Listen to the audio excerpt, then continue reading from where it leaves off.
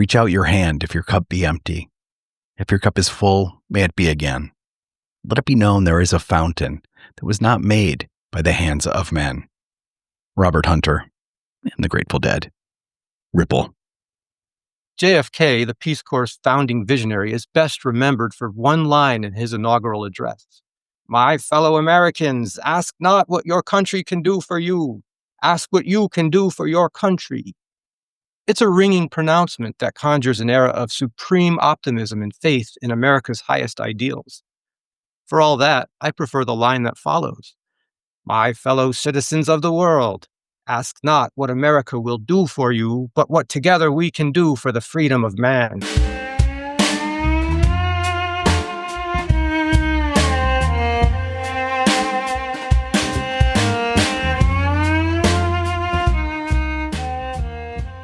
Ben East is a writer. His work shows him to be an astute student of SoftPower. There's a clear through line running between his time as a Peace Corps volunteer in Malawi, his experiences as a U.S. diplomat, and his work as a writer and editor. His career has been decidedly exceptional, which, I believe, is the opposite of mediocre. I'm Christopher Wurst, and this is Soft Power. Powerful. Soft Power. Powerful stories. Powerful. Soft. Powerful. Stories. I grew up in a crabapple and cow pasture town called Ellington. 10,000 residents, tobacco farms, a commercial orchard called Johnny Appleseed, pure Americana.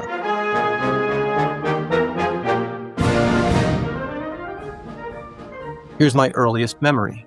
4 years old for America's 1976 bicentennial, dressed in knee-length breeches, stockings, and a tri-corner hat, holding hands in the sunlight with my younger brother.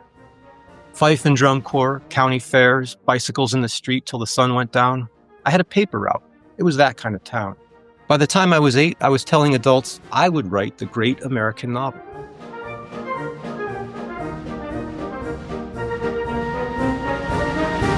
Fast forward to college, a no-name school in the center of Connecticut, my third college in as many years. I'd been an intern at the Middletown Press less than a month when the assignments editor sent me to collect the town hall records. Marriages and arrests, births and deaths, just my speed. But when I pulled my hatchback into the lot, half a dozen firemen stood around a smoldering sedan. My gut flipped, a simple assignment complicated by fire crew activity and a shot at the front page.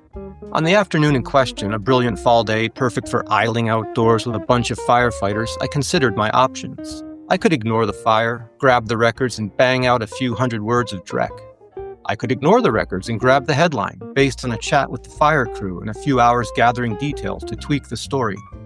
Or I could swing for the fences, with a story that included quotes from firefighters, witnesses, victims, and maybe even a detective. The path I chose revealed my true nature in a way I'd never admitted before. I told myself firemen don't need a pesky cub reporter hectoring them. Who was I to stop and ask how a car caught fire at town hall? I made a beeline for the records and remembered to validate my parking on the way out, and the city's paper of record would inform nobody of what had happened at town hall that day. The only thing I'd proven was my own mediocrity and cowardice. That was me, Mr. Mediocrity. This is a story about how Ben transcended the mediocrity label, and about how the Peace Corps played a large role in that. But first, we need to jump ahead, past the Peace Corps, to a time when Ben was a U.S. diplomat stationed in Riyadh, Saudi Arabia. Marine called over the intercom, "Gas, gas, gas!" What gas, I thought? Our military-grade tear gas from the canisters above the entrance? Or their poison gas we'd been trained to protect ourselves from? With no masks at the counter, I crawled 40 yards to my office for a quick mask and hugged the carpet beneath my desk. As I lay there, shadows crisscrossed the blinds above me, either clouds or terrorists. I counted the doors between me and the gunfire. My phone jangled. A colleague in Riyadh called to describe CNN's coverage of smoke billowing from our compound, a desolate sandbox dotted with several rickety offices, low bungalows, a warehouse, garage, and workshop. He said, "Turn off your ringer." So that gave me something to think about in the minutes that dragged by before the security chief and a Marine stormed in to evacuate 24 of us. We locked ourselves into safe havens deep inside the Chancery. Terrorists killed 5 colleagues that day, human shields against the gunfire that erupted in the blistering heat during a Saudi National Guard counterattack. 10 were sent to hospital. In the days and weeks to come, I worked with public affairs, general services, security, and others to reopen the consulate operations.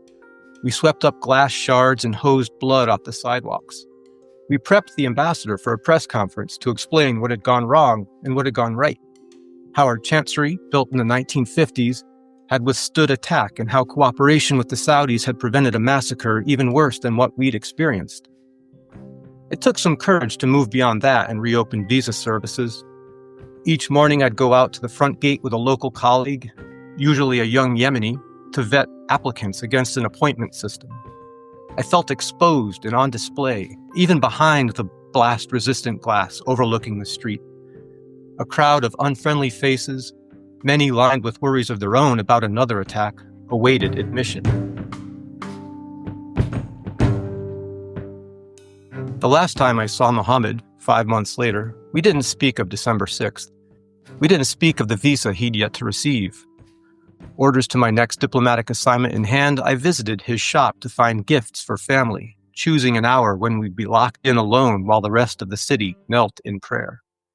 He offered tea, of course, and showed me around the piles and piles of deep red Turkmen carpets. We toured his shop, dark, labyrinthine, crowded with artifacts, ancient brass works, glass hookahs, decorative arabesque pieces. I felt safe, hidden within the dim, antique scene. At tour's end, deep inside the shop, we sat on a pile of soft wool carpets. Mohammed spoke of Kabul, of life before the Russians, of his admiration for all things American. He pulled out his wallet, and I prepared to say agreeable things about cherished family photographs. Instead, he thumbed a tattered card. When he handed it to me, I read, U.S. Information Service Library, Kabul, expiry 1982. I reflected on that, expired by 2 decades, yet a living memory in his wallet. There was no requirement that he say anything about the library, or what he'd read there, or the movies he'd seen and the speakers he'd heard from as a young man learning about America. Those things all resided in that tattered card from long ago. He loved America and knew my country well. My government had seen to that by building, staffing, and supplying a library of our collected works. Nothing to count, no concrete number to record. You could only ask, what would he and others like him think of America had the library not been there? Decades later, a refugee in a country that could never be his own, one that harbored its share of killers who hated an America they did not know, Mohammed kept the memory as close as possible, tucked in his wallet among other cherished things, deep in a pocket of his thobe. He was an ally in a harsh landscape.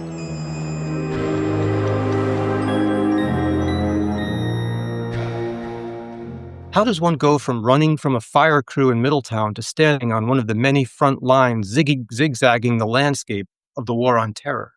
Now let's cross the bridge that made one person into the other, the Peace Corps.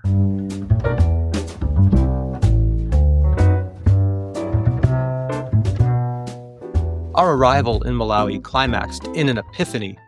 I rode from the airport on one of 2 buses, each carrying 19 Americans just beginning their Peace Corps service. It was a 27-month commitment to live in some remote part of this country, one of the world's poorest and least developed. Malawi's withered landscape and endless flat plain to the horizon featured sparse yellow grass and crumbled dirt furrows. On the path beside the tarmac, women and girls carried pails or bundled wood. Old men and boys drove cattle with sticks. Young men zipped by on sit-up bicycles, some loaded with wood as high as their heads. Fields of burning stubble filled the air with acrid smoke.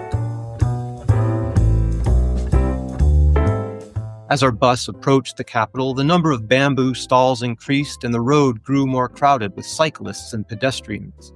We moved through Lilongwe's outskirts without any sign of skyscrapers, nothing more than dusty concrete stoops and unlit cement hulks, full of textiles and cheap Chinese goods. The road thickened with people and dogs and chickens and children until we reached a single traffic light. And as we moved on, the crowd thinned again and the shops gave way to open, flat plain.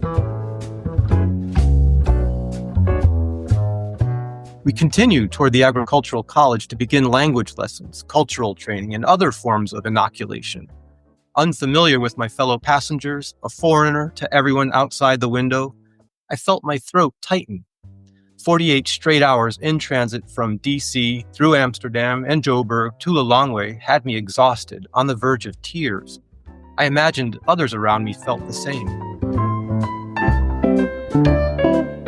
At dusk, we bumped off the tarmac into a narrow dirt strip, dust billowing as the buses slowed. Groups of children chased and swarmed the vehicles, and I felt a sudden urge to reach out to where they jumped and laughed and smacked the glass. We stopped on a patchy football field surrounded by low brick buildings. The volunteers stood, opened windows, leaned out to reach the children. The children were singing and laughing and shouting, and the volunteers were crowding in the aisle and pushing to get off. I couldn't feel my feet on the ground outside as I stepped off the bus into the crowd, singing in a melodic rhythm under the dying pinks at the edge of the sky. The Malawians danced in a way that herded the volunteers to the center of a great circle. A mass of us in the center, surrounded by singing, shouting, beautiful people.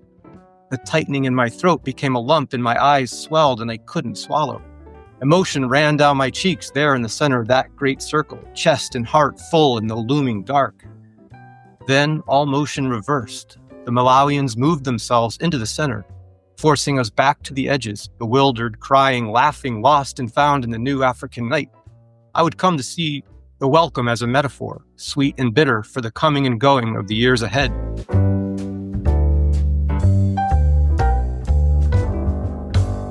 Months later, we met a lone traveler at a remote mountain hut. Though in the prime of his youth, he appeared rough and gray, his clothing faded, hair unkempt, uneven tufts of beard sprouted from his cheeks, and his boots were worn at the soles.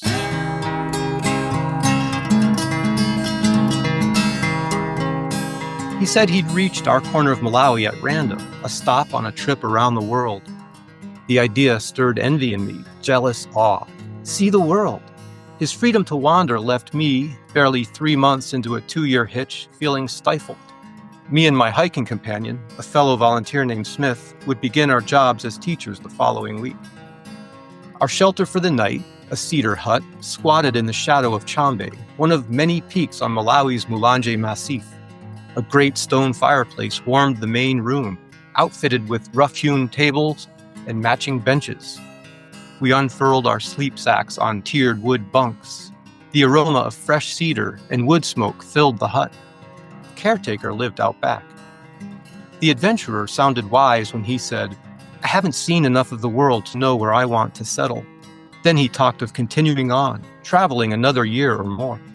At that, my envy evaporated. It sounded like so much futile wandering.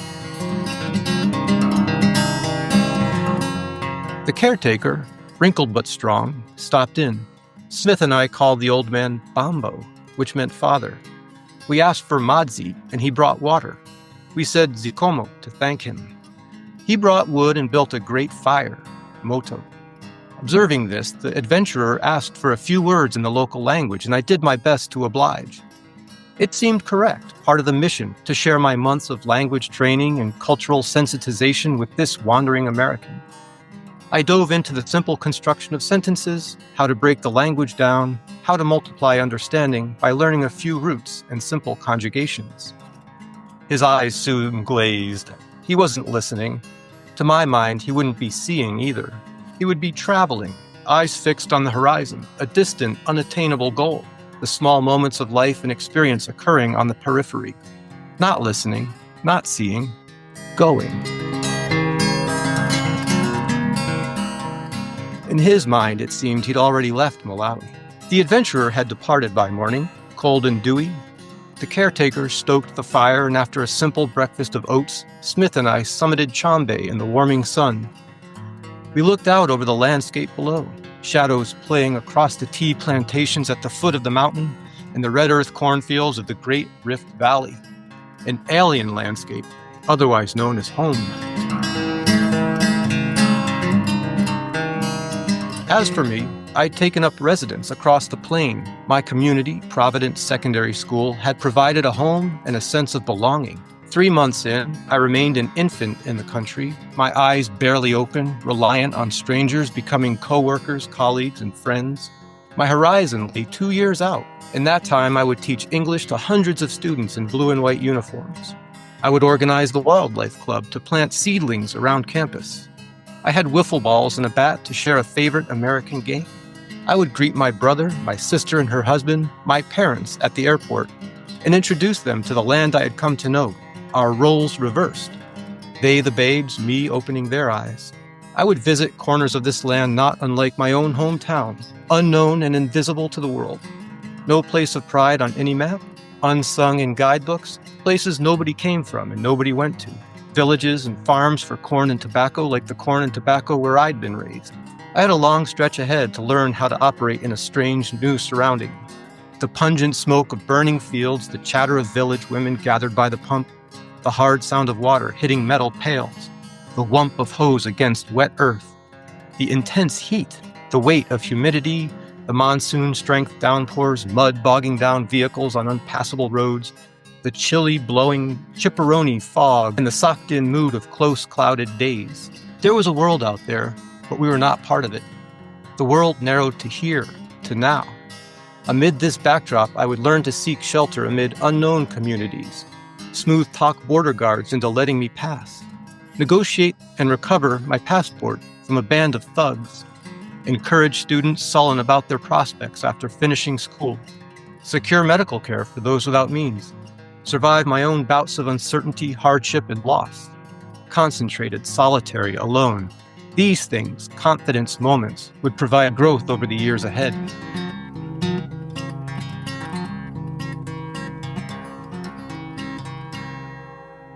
What follows Peace Corps service depends on the individual. For many, it's a solitary thing, a sojourn into other countries, slowly creeping toward home.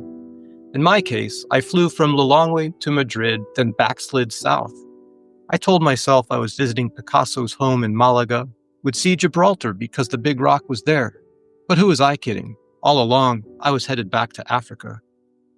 Only it wasn't Africa that I found, at least not the Africa I'd known for 2 years. I crossed by ferry to Tangier and wandered the crooked streets for a week, holed up in a cheap room, shaping my journals into a novel. A chilly December defined by mint tea and loneliness. How dare I return without becoming the thing I'd set out to become, a great American novelist? I crept further south, deeper into Africa, by train to Marrakesh and Casablanca. This brought me closer neither to home, nor to a novel, nor to the wilder parts of Africa I still craved. Instead, it was taking me closer to a culmination of the experience, the reckoning with what it had all meant. I had fulfilled a role for Malawi's Ministry of Education, given my share of lessons about Shakespeare and Anne Frank and English grammar. Each year I taught 300 students, 3 sections each of Form 11 and 12 at Providence Secondary School. I prepared them for the Malawi School Certificate exam and shared their frustration as I proctored the final. Every question they struggled with reflected something I'd failed to teach well. As Wildlife Club patron, I'd organized a game park trip to the boiling humidity of Malawi's Lower Nsanje. Our lorry, packed with 100 schoolgirls in bright Zitenje cloth and louder, brighter laughter, had zero chance of sneaking up on skittish beasts. But we'd managed to escape campus for a weekend. I'd introduced wiffle ball, danced kwasa kwasa, camped out with fishermen on the lake shore and villagers in the dry and dusty central region. None of this was the purpose. The purpose, in the end, was the change these experiences produced in me, the changes similar experiences produced in my fellow volunteers, and how we might apply those changes to better serve America.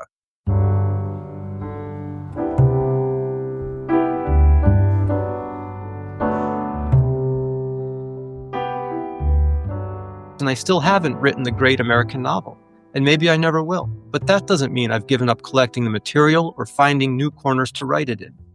For example, after my last overseas assignment with the State Department, I took a sabbatical year to work on a book. It's a nonfiction project profiling a dozen of the 50 first-generation Peace Corps volunteers, those who served from 1961 to 1976, who later served as ambassadors. They became protagonists in some of our nation's most dramatic events over the last 65 years.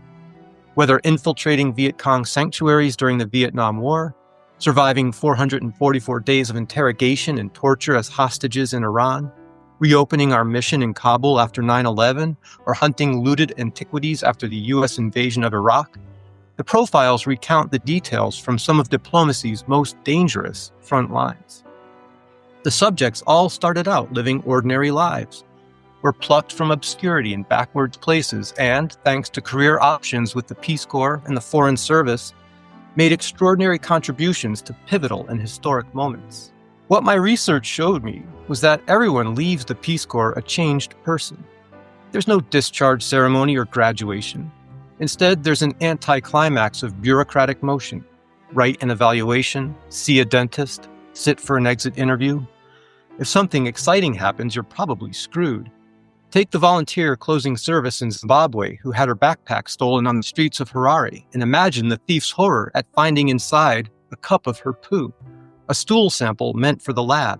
That volunteer had to delay her return and make another deposit before the Peace Corps would declare her parasite-free.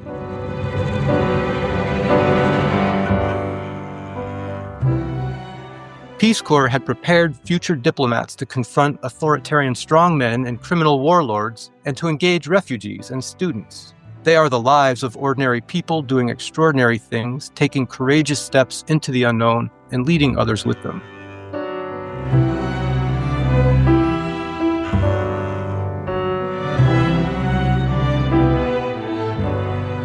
Huge thanks to Ben East, not only for his stories, but as an early Soft Powerful Stories supporter. In fact, he was the first interview that I did.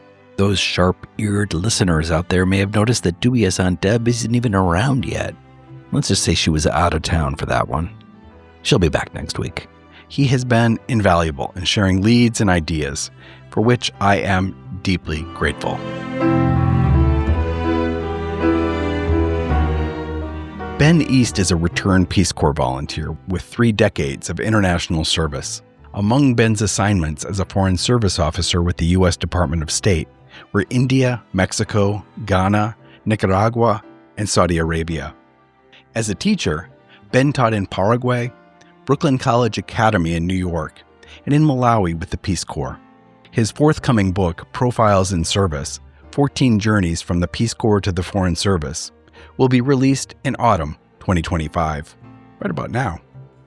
Ben is the author of 2 novels, a Bush-Cheney-era black comedy called Two Pumps for the Body Man, and Patchworks about American gun culture. He lives in Virginia with his wife and 2 sons. To learn more about Ben East, go to beneastbooks.com. Hey, thanks for listening. Appreciate it.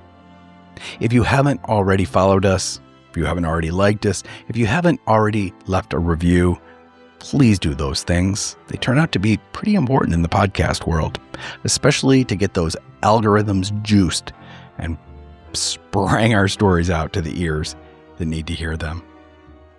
Still want to do more? Share this with a dubious uncle, a dubious aunt, somebody dubious, but do it kindly, please. Thanks to Kate Furby for her excellent logo design. For more information, to see pictures, learn more about the guests, give us feedback, give us your thoughts and ideas, or to volunteer to be a future storyteller, check out softpowerfulstories.org. I'm the host and producer of Soft Powerful Stories, Christopher Wurst. Until next time.